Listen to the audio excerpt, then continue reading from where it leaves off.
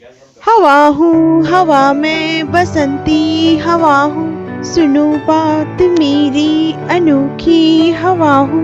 नमस्कार दोस्तों, मैं डॉक्टर ज्योत्सना सिंह। मेरे यूट्यूब चैनल साहित्य गंगा में आप सबका बहुत बहुत हार्दिक अभिनंदन है। दोस्तों, आज मैं आपको आपके ही बचपन की कुछ याद दिलाने आई हूँ।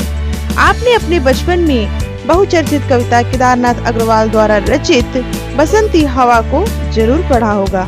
तो आइए इस कविता को हम पढ़ते हैं और इसका भावार्थ समझते हैं। पूरे पाठ को समझने के लिए आपको अंत तक इस वीडियो को देखना आवश्यक है। तो सर्वप्रथम हम इस कविता का सस्वर वाचन करेंगे, उपरांत हम इसका भावार्थ देखेंगे। हवा हूँ हवा में बसंती हवा हूँ, सुनो बात मेरी अनोखी हवा हूँ। बड़ी बावली हूँ बड़ी मस्ती मौला, नहीं कुछ फिकर है बड़ी ही निडर हूँ। जिधर चाहती हूँ उधर घूमती हूँ। हवा हूँ हवा में बसंती हवा हूँ, हवा हूँ हवा में बसंती हवा हूँ। मुसाफिर अजब हूँ, न घर बार मेरा न उद्देश्य मेरा, न इच्छा किसी की न आशा किसी की, न प्रेमी न दुश्मन। जिधर चाहती हूँ उधर घूमती हूँ। हवा हूँ हवा में बसंती हवा हूँ, हवा हूँ हवा में बसंती हवा हूँ। जहाँ से चली मैं जहाँ को गई मैं, शहर गांव बस्ती नदी रेत निर्जन, हरी खेत पोखर झूलती चली मैं झूमती चली मैं। हवा हूँ हवा में बसंती हवा हूँ, हवा हूँ हवा में बसंती हवा हूँ। चढ़ी पेड़ महुआ थपा थप मचाया, गिरी धम सी फिर चढ़ी आम ऊपर, उसे भी झकोरा किया कान में को। उतर कर भागी मैं हर खेत पहुँची, वहाँ गेहूं में लहर खूब बीमारी। पहर दो पहर क्या अनेकों पहर तक, इसी में रही मैं इसी में रही मैं। हवा हूँ हवा में बसंती हवा हूँ। खड़ी देखे अलसी लिए शीश कलसी, मुझे खूब सूझी हिलाया पिलाया।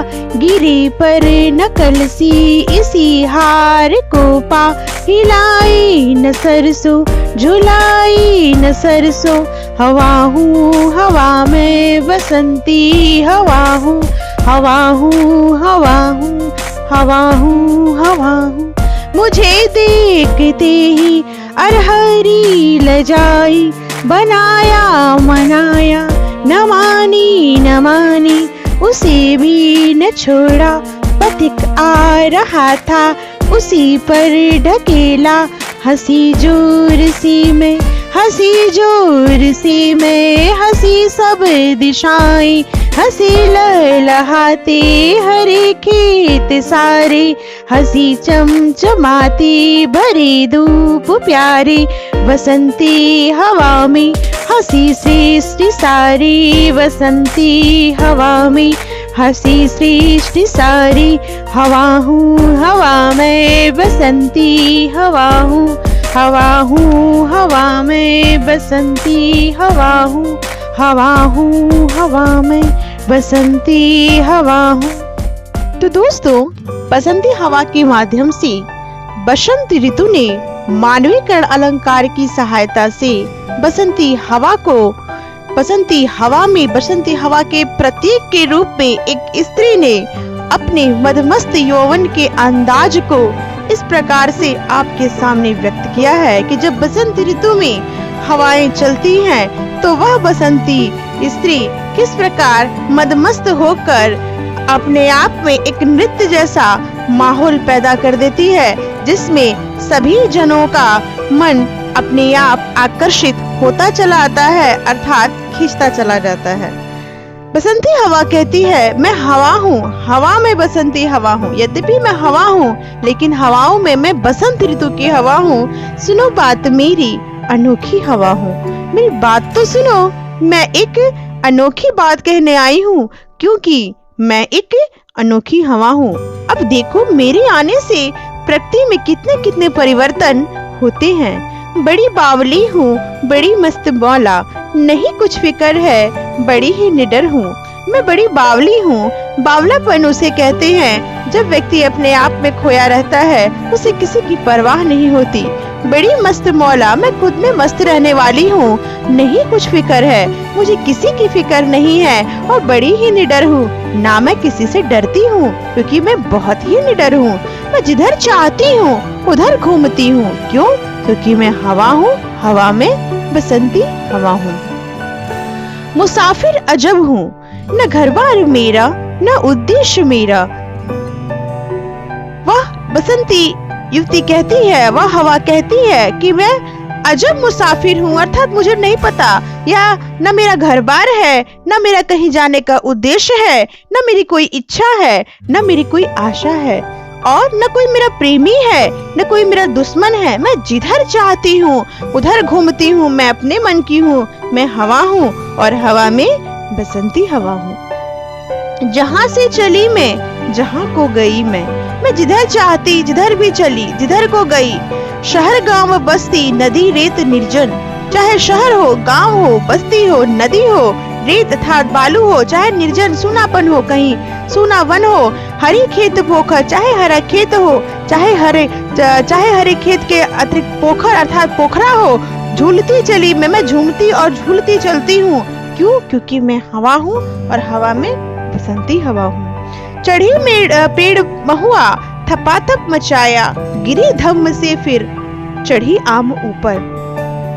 कवि ने यहाँ प्रकृति की बहुत ही सुंदर सुंदर उपमानों का चित्रण किया है कि कभी वह बसंती हवा महुआ के पेड़ पर चढ़ के थपाथप वो पत्ते आपस में एक दूसरे से थप थप आवाज करते हैं, गिरे धम्म से। और उस जैसे कि महुआ के पेड़ से जो महुआ का गिरने का जो दृश्य होता है जमीन पर, तो उस महुआ के गिरने के दृश्य से थप से जो आवाज आती है, चढ़ी आम ऊपर, पुनः वह आम के पेड़ के ऊपर चढ़ने लगती है। क्योंकि बसंत ऋतु का जो समय होता है वह आम का भी समय होता है, आम के फल का भी समय होता है।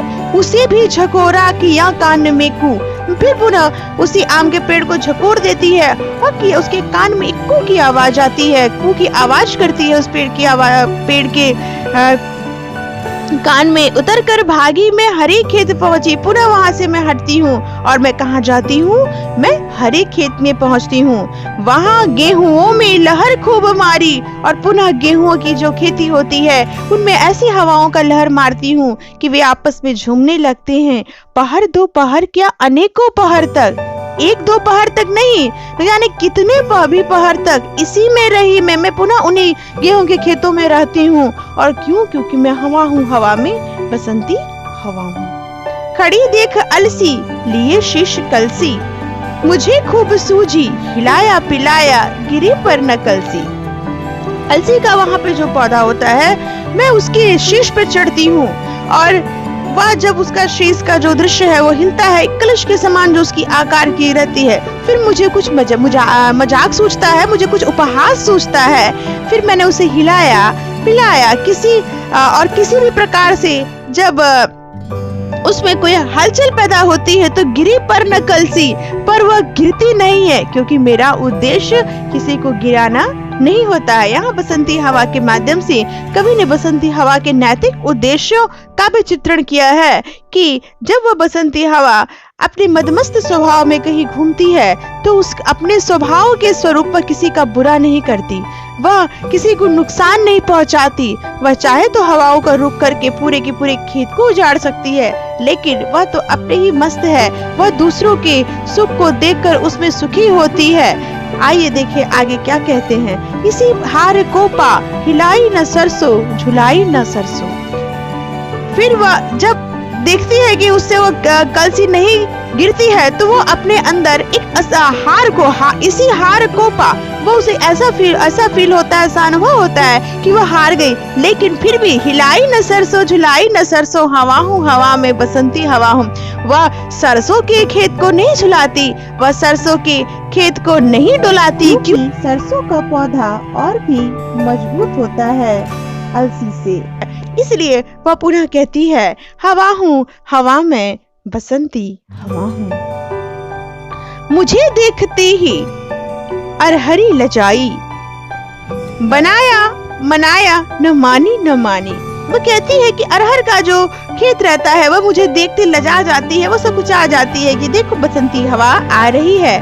मैं उसे बहुत बनाती हूँ, अर्थात मैंने उसको बनाया, मैंने उसको मनाया बहुत तरीके से, पर वो नहीं मानती है, उसे भी न छोड़ा। लेकिन मैंने अपने मनमस्त स्वभाव में मैंने उसे भी छेड़ने से नहीं छोड़ा, अर्थात मैं उसके साथ भी थोड़ा सा उपहास की, उसे भी न छोड़ा। इस कहने से तात्पर्य है कि मैं उसे भी, जब कोई व्यक्ति आपके जीवन में अगर आपसे रूठा हो, आपसे नाराज हो या किसी प्रकार का वह अपने अतिरिक्त स्वभाव में मस्त हो, जिसे कहते हैं आप इंग्लिश में एटीट्यूड, तो आप उसे फिर भी मनाने की कोशिश कीजिए। बसंती हवा ने अपने सरल स्वभाव से यहाँ पर यह व्यक्त करने का प्रयास किया है अपनी भावनाओं को कि मैंने उसे भी नहीं छोड़ा, मैंने उसे बनाया मनाया, वो फिर भी न मानी, लेकिन फिर भी उसे नहीं छोड़ा, उसे भी न छोड़ा, अर्थात मैंने उसे नहीं छोड़ा, मैंने उसे किसी न किसी तरीके से अपनी हवा के मस्त मौलिक स्वभाव में मैंने उसे अपने आगोश में लिया और मैंने उसके साथ भी थोड़ा सा उपहास किया।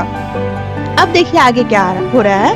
पथिक आ रहा था उसी पर ढकेला, वहां से एक पथिक गुजर रहा है, अर्थात रास्ते पे जाने वाला, तो वो पथिक उसी पर ढकेला, मैंने हवाओं की जोर को उस पर ढकेला, हंसी जोर से मैं हंसी सब दिशाएं। और इस प्रकार जब वह व्यक्ति तेज हवाओं से थोड़ा बहुत हिला डोला, क्योंकि अक्सर आप देखते हैं कि खेत के बीच में एक पगडंडी होती है और हमारे किसान भाइयों को या कोई भी पथिक अगर उस रास्ते से जाए तो थोड़ा सा उसे असुविधा होती है। तो ऐसे में बसंती हवा ने फिर एक बार उपहास किया पथिक को, इतनी तेजी से वहां पर हवाओं की अपने तेज और जोर को इतना तेज किया कि पथिक थोड़ा सा डोला, जिसे देखकर बसंती हवा को हंसी आई।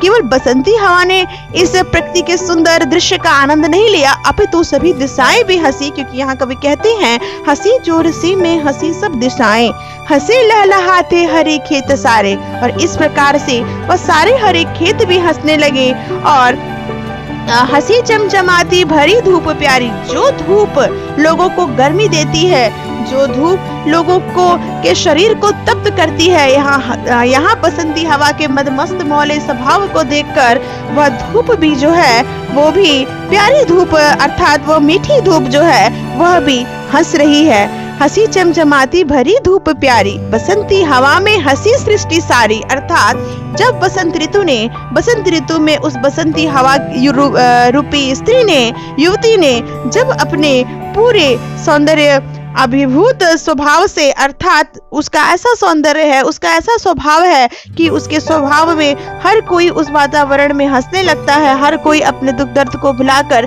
उसके माहौल में अपने आप को एक मत कर लेता है। तो ऐसे स्वभाव में, ऐसे बसंती हवा में सारी सृष्टि हंसने लगती है। हवा हूँ हवा में बसंती हवा हूँ, वो कहती है मैं हवा हूँ और कोई ऐसी वैसी हवा नहीं हूँ, हवाओं में हवा, अर्थात मैं बसंती हवा हूँ। दोस्तों, बसंत ऋतु को ऋतुराज की संज्ञा दी गई है, अर्थात 6 ऋतुओं में जो बसंत ऋतु है वह ऋतुराज माने जाते हैं। और ऋतुराज के जब आगोश में छटा जब छाई रहती है प्रकृति में, ऐसे में बसंत ऋतु में जो हवाएं चलती हैं वो वास्तव में बड़ी ही मनमोहक होती हैं। कोई भी कवि अगर कविता करता है तो उसे लक्षणा के माध्यम से कुछ और भी संदेश देता है। तो यहाँ पर बसंत रूपी ऋतुराज, अर्थात जो ऋतुओं के राजा है, उसमें बसंती हवा, अर्थात बसंती हवा रूपी स्त्री अपने मदमस्त मौले स्वभाव से सबको आकर्षित कर रही है, सबको आनंदित कर रही है। यह हमारे जीवन का भी उद्देश्य होना चाहिए। कहा गया है कि आप अपना जीवन ऐसा बनाइए, ऐसा सुंदर बनाइए कि आप किसी भी माहौल में जाइए तो लोग कुछ देर के लिए अपने दर्द को भुलाकर हंसने लगे। कोई कितना भी ऐठन करके बैठा हो, कितना भी दंभ अहंकार में वो लिप्त हो, लेकिन आपके स्वभाव को उसके स्वभाव पर ऐसा हावी कीजिए कि वह अपने दम अहंकार को भूलकर आपके ही स्वभाव में एक मत होके, एक रस होके वह मस्त हो जाए। बसंती हवा ने इसी प्रकार का कुछ संदेश दिया है कि जहां तुम जाओ, कितना भी आप देखे होंगे इस कविता में मैंने इसीलिए एक एक बिंदु पे आपको समझाने का प्रयास किया है।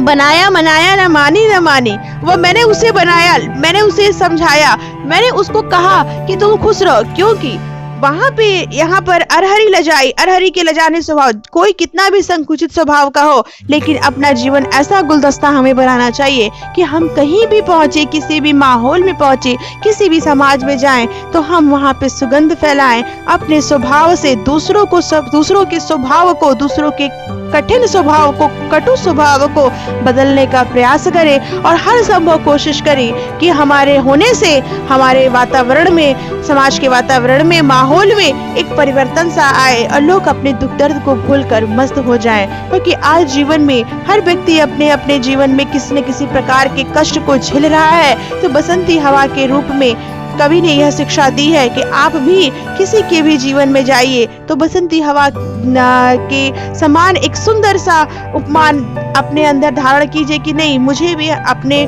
स्वभाव के अनुरूप दूसरों के स्वभाव को जैसे चाहे वैसे किसी भी प्रकार से, हर संभव प्रयास से मुझे उसको बदलना है, अर्थात दूसरों को सदैव खुश रखने का प्रयास कीजिए। प्रस्तुत कविता में उपमा, अनुप्रास, उत्प्रेक्षा अलंकार की सुंदर छटा है। संपूर्ण कविता में प्रकृति के माध्यम से मानवीकरण अलंकार कवि ने यहाँ पर स्पष्ट रूप से व्यक्त किया है, क्योंकि जब प्रकृति पर मानव का आरोप हो तब मानवीकरण अलंकार होता है। यहाँ पर बसंती हवा को एक युवती के रूप में प्रदर्शित किया गया है, अर्थात यहाँ पर मानवीकरण अलंकार है। सुंदर श्रृंगार रस की झलक स्पष्ट रूप से दिखाई गई है। कविता में दक्षिणा शक्ति स्पष्ट रूप से व्यक्त है। इसके साथ ही खड़ी बोली हिंदी भाषा का प्रयोग है। तो दोस्तों, उम्मीद करूंगी कि बसंती हवा रूपी यह पाठ आपको पसंद आया होगा। अगर कविता पसंद आया है तो वीडियो को लाइक करना न भूलें और अधिक से अधिक इसे शेयर करें। कमेंट द्वारा बताएं कि कहाँ क्या त्रुटि है। मैं आगे हर संभव प्रयास करूंगी आपको और भी अच्छे वीडियो देने के लिए। अगर चैनल सब्सक्राइब नहीं किया है तो पुनः एक बार निवेदन करती हूँ कि चैनल को सब्सक्राइब करके बेल आइकन बटन जरूर दबाएं। जल्द मिलते हैं किसी दूसरे वीडियो में, तब तक के लिए धन्यवाद। जय हिंदी, जय भारत।